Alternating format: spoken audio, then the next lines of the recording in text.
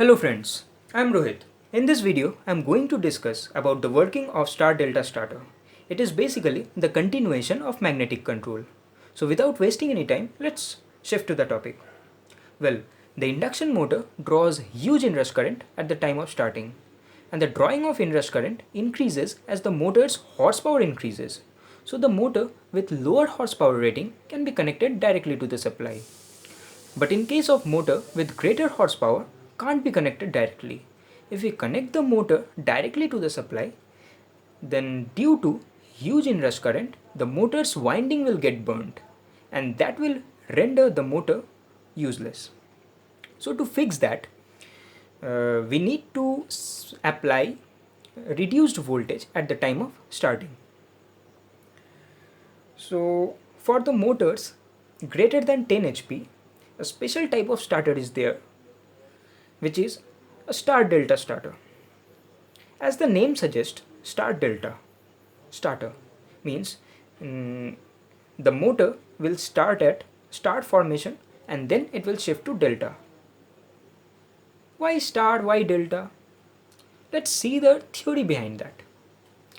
In case of star connection, the motor receives phase voltage, and in case of delta connection, the motor receives line voltage, and the phase voltage is less than the line voltage. So we have reduced the motor's starting voltage by connecting in star formation. So in this way, the motor's voltage gets reduced, starting voltage. So let's now focus to the power circuitry. This is the power circuitry. I've used 3 contactor setup. This one is the main contactor, this one is the star contactor, and this one is the delta contactor. Say this motor is 30 horsepower motor. So initially, these 2 contactors will energize simultaneously. So what will happen? The motor will run in star formation. Then after a delay, certain delay, say 5 seconds, this contactor will de-energize and this contactor will energize. Means now the motor has been shifted to delta formation. This is the whole concept lying here. Okay. So to control this contactor arrangement, I've designed the control circuitry. So let's focus here. This will be in NO. Okay. So see here. I've used NC contact of overload relay, then NO contact of single phasing preventer, then stop push button, then start push button, and parallel to that is NO contact of main contactor.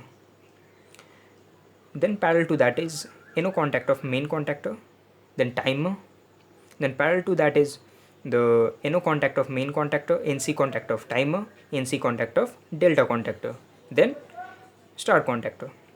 Then parallel to that is NO contact of main contactor, NO contact of timer, NC contact of star contactor, then finally the delta contactor. So now let's see the operation. At first I will charge the bus. After charging the bus, the current will flow to the single phasing preventer. That will change the state of its contact. Means from NO it will come to NC. It will become NC. Then I will press start push button. After pressing the start push button, the main contactor will get energized. So its contact state will change. This will become NC. All the contacts will become NC here. This will become NC. And this has been in series. So this contactor will also get energized. So its contact state will change. Means it will become NO. And this will also become NC. Now the motor is started in star formation. Now after a certain delay, means see this timer is also energized. This timer is also energized, and it is basically on delay timer. And after a certain delay, say 5 seconds, I've calibrated in 5 seconds.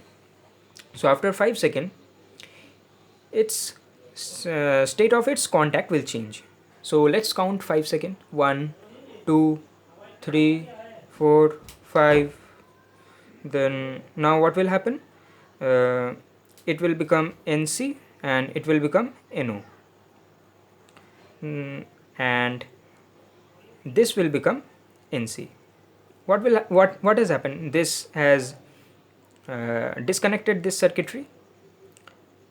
So this contactor will turn off and this contactor will get turned on.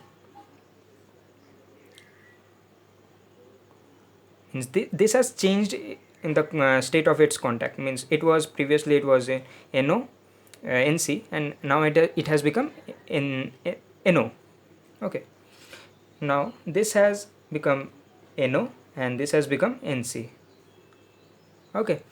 So now the motor has been shifted to delta.